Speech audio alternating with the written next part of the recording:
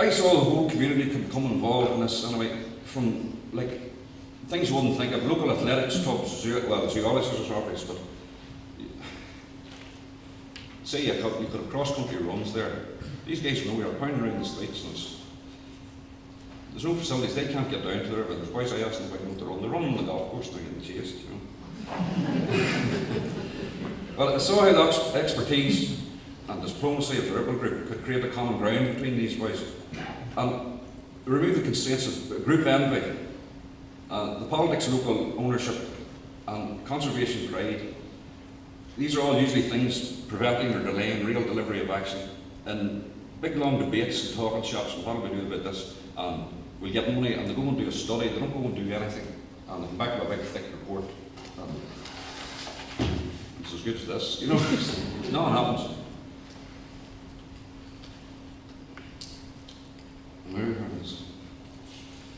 I thought the Rebel project could possibly benefit from its own internal volunteer group when I got these actions to carry out tasks of cleaning up the river environment. And you just write it down there, cleaning up the river environment. It was easy to dream up CURE, that's the acronym, as CURE was what was needed for the river's ailments, as well as delivering benefits to the river. I thought it would be a community cure. Like it contributes to local people's general health, well-being and good spirit. And that's what I want to do, exactly what it said in the tin.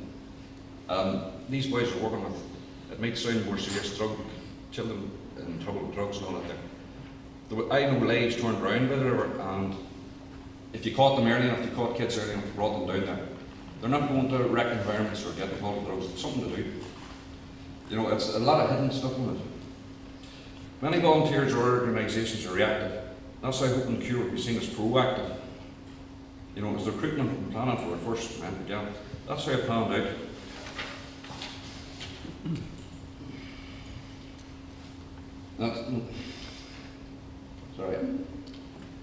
That's CURE's first event.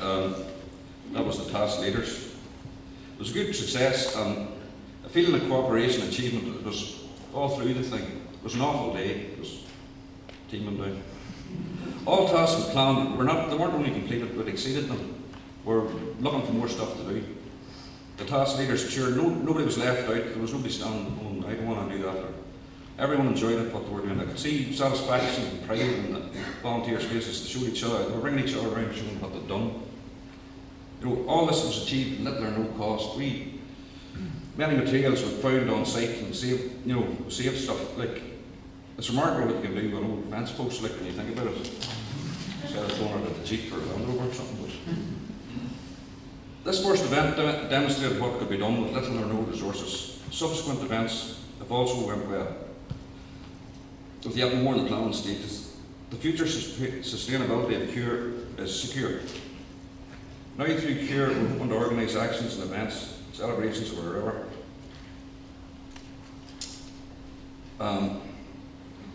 Celebrations of its past, present, people, places, using festivals, crafts, poetry, film, photography, painting, music, sports, you name it, we're thinking about it.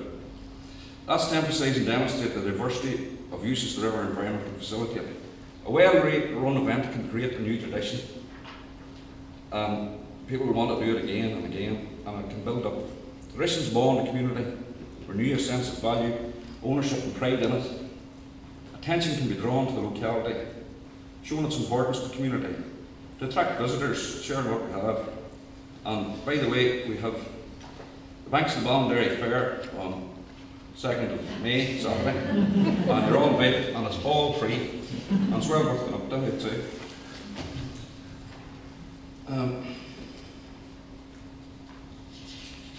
That's Joe now, in case he's wrong. It seems only natural that we value most what we see and are in contact with every day. We try to pass on these values, educating, informing in the process. A culture of care for the river environment would leave us with a network of special habitats and places for use, benefiting the local people and economy in many ways unseen at first glance.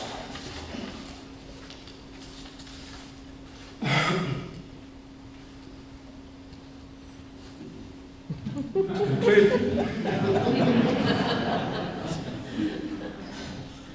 CURE proves there already exists an expert, well-informed, well-organised team with local knowledge and support. We know where all the rare plants are. We know where the animals are nesting or denning or whatever that is. We don't need to do a study. We can tell the people doing the study what to do with it. You know?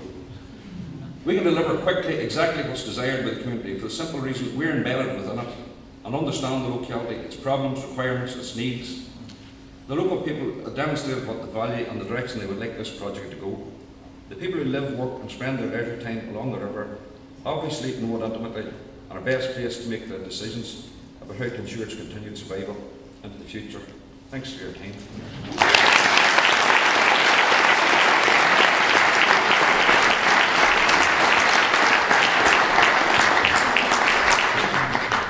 I just wanted to sum up very quickly. Well done, Eamon, for getting the advert in there for the fair. The community are helping to deliver EU objectives, but more importantly, they're helping to deliver their own objectives on the ground, and they're seeing the real changes that are happening. The river's a shared space, and people are coming together to help look after the Ballinderry River. The project has provided that catalyst and focus that was needed so that people could pool all their ideas together and discuss between themselves what needed to be done on the river. So you create one loud voice rather than lots of smaller ones trying to be heard. But it's very clear that without volunteers in this project there would be no project, and that really does demonstrate how valuable volunteers are in getting work done on the ground. The volunteers have been contributing at every stage of this project in terms of creating visions, developing the action plan, then championing those actions, and that's only kind of getting the action started. Then we need volunteers to make the actions happen on the ground. But to bring it back to the theme of the conference, I think Ripple volunteers are extremists in every way because they're achieving great things, and it's unbelievable sometimes the ideas that people can come up with and the energy that exists within the community. We're achieving the visions on the ground and sharing information with each other and with other projects as well. There is another project in East Belfast called the Conswater Project, and we've recently kind of twinned up with them, so to speak, to learn what's going on to looking after a river in Belfast and see what they can learn from us looking after a river in a rural area.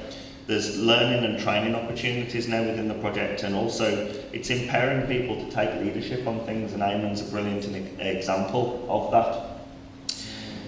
The volunteer value of this project is invaluable, and that's what I say to people. If anybody asks me, what do you think of the volunteers on your project? Well, really, that's what I would say there, and I've said that before. You just can't put a value on the knowledge that exists and the will for things to want to happen. I increasingly find myself volunteering on the project that I'm paid to run, but there you go, I'm becoming a volunteer in every way. We face the challenges of recruiting more people and retaining more people, and we've even learned from this experience here today how in the North Belfast project people are being encouraged through the award ceremonies and so on. So there's a lot that all these volunteer projects can learn from each other. So thank you very much for letting us talk about Ripple today.